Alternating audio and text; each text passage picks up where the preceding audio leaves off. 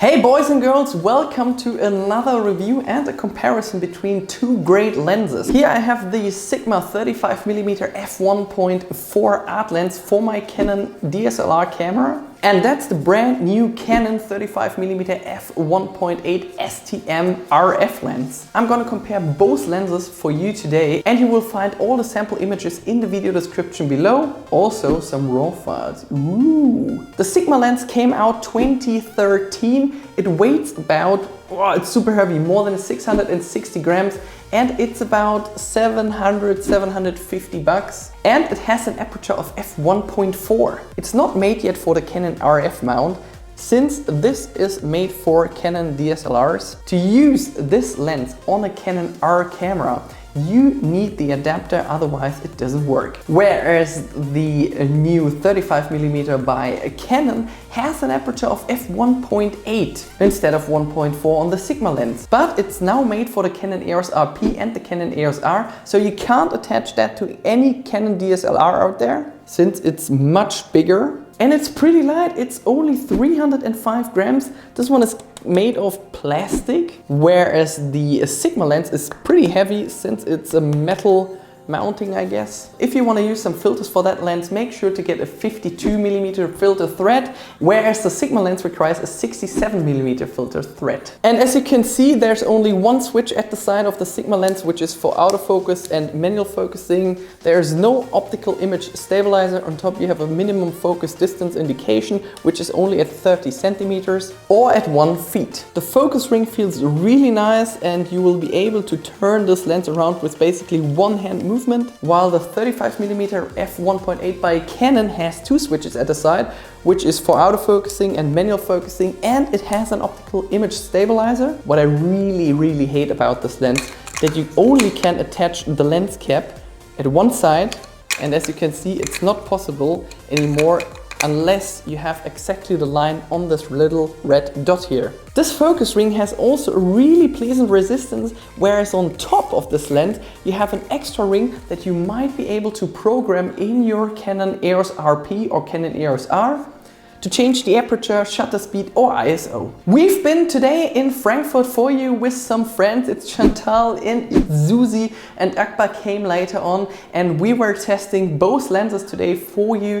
in terms of autofocus, sharpness, vignetting, chromatic aberrations, and of course video, and some other features that both lenses have. And let's get to the first point, the focus. On both lenses you have a really fast working autofocus system, but in terms of tracking it seemed to be that the new Canon lens was a bit quicker than the Sigma lens. Well, this lens is made for mirrorless cameras by Canon, and it's pretty new. It's just 2018, so only 1 year old, not even 1 year old, while the Sigma lens is already 6 years old. Well, let's see how these lenses perform in terms of autofocusing.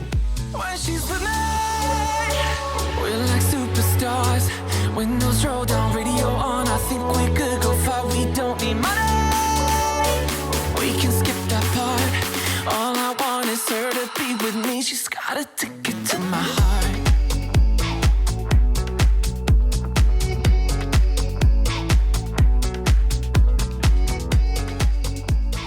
As you have seen, both lenses do a pretty nice job in terms of focusing, whereas the 35mm by Canon seemed to be a bit smoother when it comes to tracking. Let's get to the next point, portrait shooting. Both lenses are fantastic for taking portrait pictures and video scenes, since you have a really fast aperture, which gives you a really nice looking bokeh to isolate your subjects. But I can tell you straight away, the new RF lens by Canon is much sharper than the Sigma version. Enjoy now the following scenes, and thanks to Susan and Chantal, by the way. I'm gonna make it worth your while. I'm gonna make it worth your time. I'm gonna make it worth your while. When she's with me, we're like superstars. Windows roll down, radio on. I think we could go far. We don't need money. We can skip that part. All I want is her to be with me. She's got a ticket to my heart. Let's get to the next point, the sharpness. Within the last 6 years, there have been so many changes out there. Trust me, this lens is made for DSLRs. It's good, it's nice, it's sharp, but not as sharp as the new lenses for mirrorless cameras. You will notice straight away when it comes to vignetting, both lenses are actually doing not so good shooting wide open. Well, we have an aperture of 1.8 here and an aperture of 1.4 here. And you need to stop down to approximately f3.5 to 4 to get rid of these dark corners which usually appear when shooting wide open. And if you still want to get rid of them, make sure to use Adobe Lightroom. In terms of chromatic aberrations, both lenses are doing a great job. Sometimes you see some green or magenta looking stitches on some edges, but that's all. You get rid of them quite quick using Adobe Lightroom, and it probably takes you less than 2 minutes to solve that issue.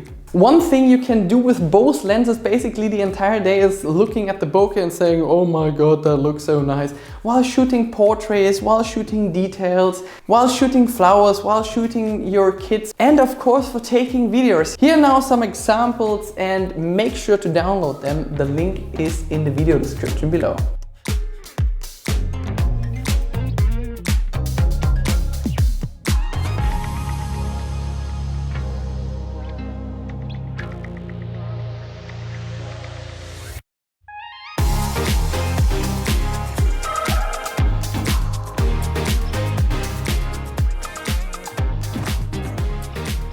Well, the Sigma lens has an aperture of f1.4, while the Canon version has an aperture of f1.8. To be honest with you, you don't really see any kind of difference there, except if you require the extra stop during the night while filming, the Sigma lens might be the better option for you. Speaking about lens flare, you will notice straight away if you point both lenses in a direct angle to the light, they don't flare at all. But if you move them slightly, you have a lot of lens flare, which is nice if you, for instance, take photos of a portrait, a girl, whatever, and the sunset is in the background. That's kind of a scene that most people like, but if you ask me, the lens flare is quite pronounced on both lenses. One thing the Sigma lens is not really able to do is shooting macro. Since the minimum focus distance is at 30 centimeters or 1 feet. The minimum focus distance on this piece is just 17 centimeters, which is 0.56 feet. It's great if you want to take photos of food, flowers, if you have your own coffee shop running and you want to have some great detail shots, if you're shooting fashion and you want to have all these nice details of the model, the hairs, the eyes, whatsoever, it's a great lens. And especially for taking videos, since you get like really close to all your subjects. And this lens will be used in future for a lot of my reviews to give you like these details that all the people need to some things that you want to highlight. The smallest aperture on the Sigma version is at f16, while you can stop down to f22 using the new Canon lens, which is great for taking macro shots. Just make sure you get some extra light sources and not to push the ISO too far. My girlfriend loves these small animals. So we came to the idea to use this lens for taking some detail shots of them because they're so cute. But we needed some extra light for that because it was too dark in our apartment. And what we saw while taking photos of these nice little pets is that you require for sure a fast shutter speed, otherwise they're gone. And with the aperture of f1.8, basically you have enough ambient light available that you might be able to use. We were testing the optical image stabilizer for you.